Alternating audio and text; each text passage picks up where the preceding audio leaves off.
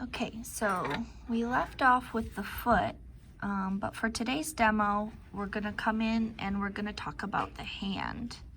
So the hand is going to be approximately 0.6, 0.75 of a head. Now the foot is a head in length, and much of the body is measured using that head measurement. So if we have a little more than half for the hand, of a head, or almost 75% of a head, depending on if it's male or female. So a good portion, half the hand, is going to be the metacarpals, the long bones of the hand, and then half the hand is going to be the flanges, and those are going to be the fingers, and each divided by a knuckle. So you have the distal flanges are at the fingertips, and then as they come in, you have the medial flanges, distal, medial, and there's one other, I can't remember. But in the same way that the foot is divided, you're going to have two fingers, the second finger and the pinky finger moving this direction and angling, and then you're going to have the index finger and the middle finger coming down more vertically. And what that does, it enables you to cup your hand so that your pinky actually turns into your palm, and you can cup your hand to scoop water and eat. So you have this movement of the knuckles where you have the ring finger or the pointer finger and the second finger level, and then the ring finger and the pinky finger angle off at a distance. So you want to make sure you have that change in direction happening on these knuckles. And then you have the thumb coming in at the side. So if we start to build our hand from our geometric representation, here I have a cylindrical piece that I've used to make the thumb.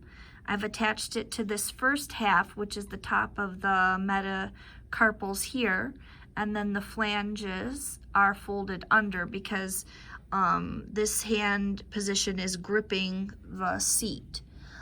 So what I'm going to do here is go ahead and subdivide the fingers. And then you'll have the knuckles, those same subdivisions can come up, and these will meet at the wrist, the carpal bones.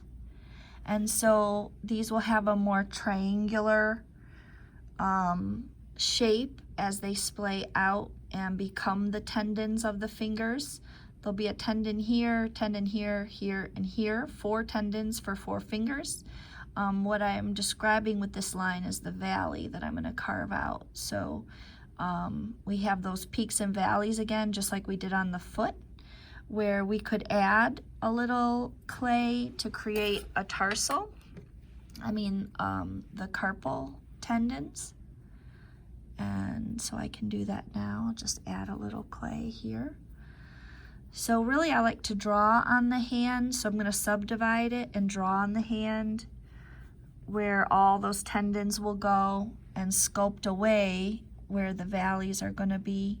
But I could start adding a little tendinous material there to block in the hand.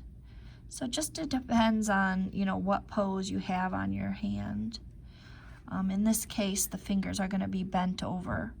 I think the really important thing to remember with the fingers is that each finger, instead of thinking of it as cylindrical, you really want to think of the fingers as rectangular, so that each time you have a joint of the knuckle, you're really thinking about those knuckle bones and how they come together.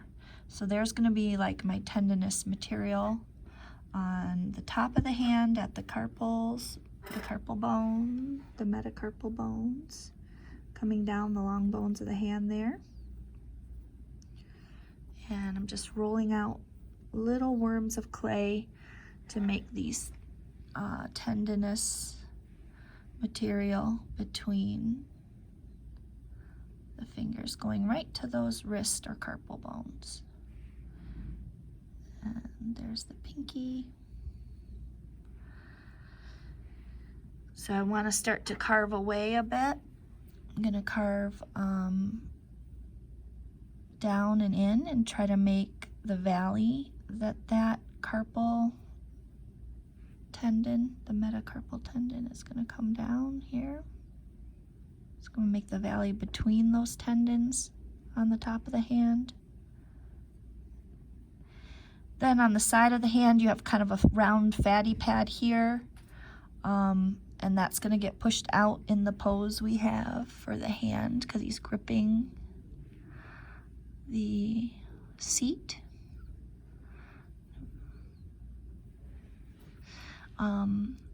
Again, with the knuckles, I'm going to angle these in, the fingers in, as they're making a cupping shape. So the pointer finger and the second finger here are going to be coming straight down, and I'll cut away to tuck them under. And these two fingers will be angling in and down, and I'll cut them on a slight angle in and down. And try to work on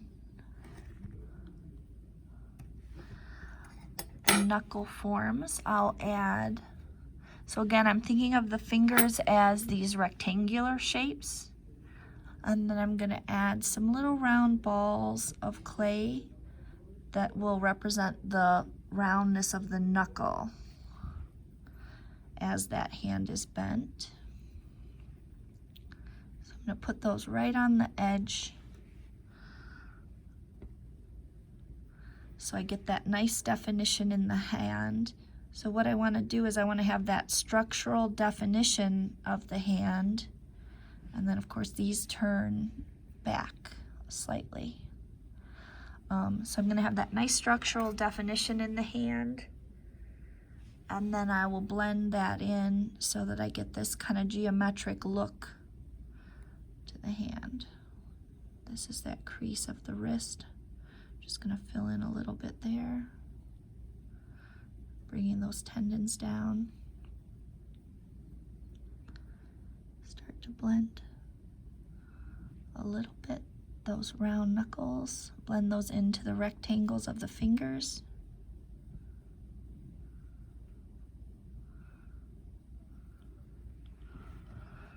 I'm going to start to have a hand develop. I want to give that impression of those structures, the anatomical structures, so that your hand looks very firm, not rubbery or round or sausage-like. You know, you want to, whenever you have a tricky area like that that's really complex, a lot of things going on, I tend to side towards the bone or the geometric structures. Same in drawing the hands. It's really important to hit those, stay away from the curves and the contours and the roundness, and really hit the squareness of those fingers. If you can keep the squareness or the rectangular shapes, so you want the top plane here to catch the light, top plane here to catch the light, and these side planes of the rectangles, you want them to be in shadow, and that's that rectangular box structure I'm referring to. If you can keep that box structure, you'll have good definition even at a tiny, tiny scale like this.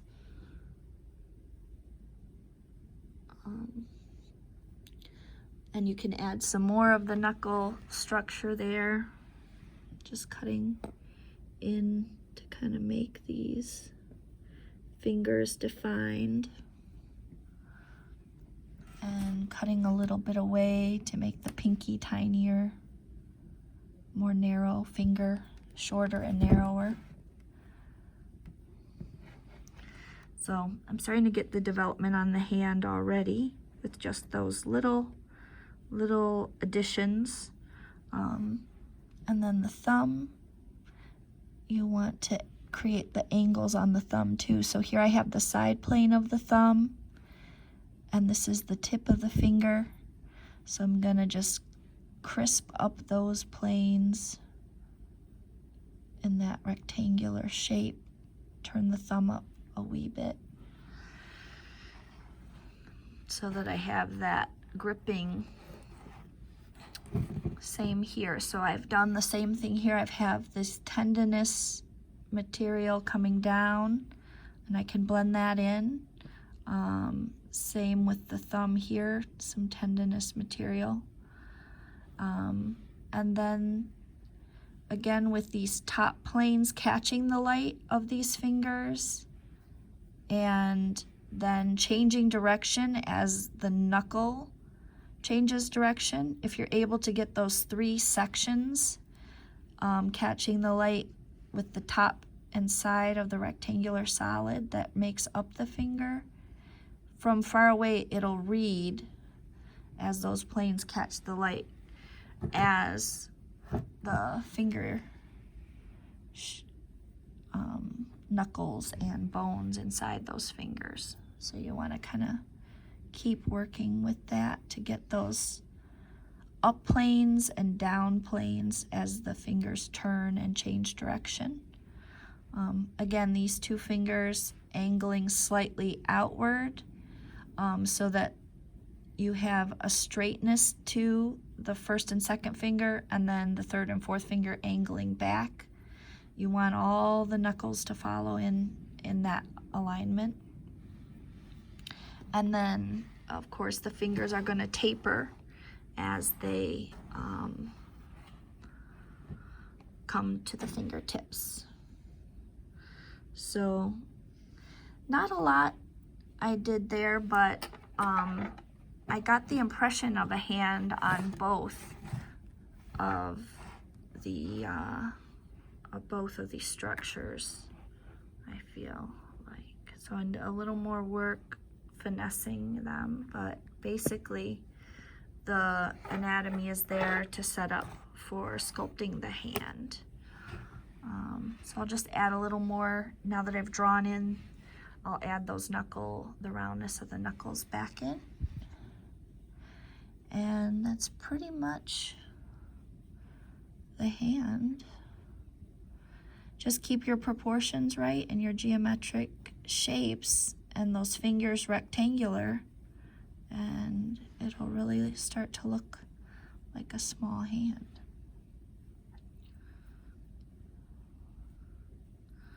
So I'll blend those knuckles in later.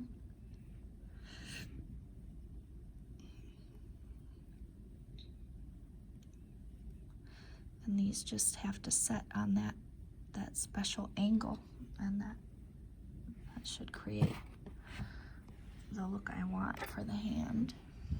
And I'll just start to blend those back in, and then I'll have it. So that's the geometric hand.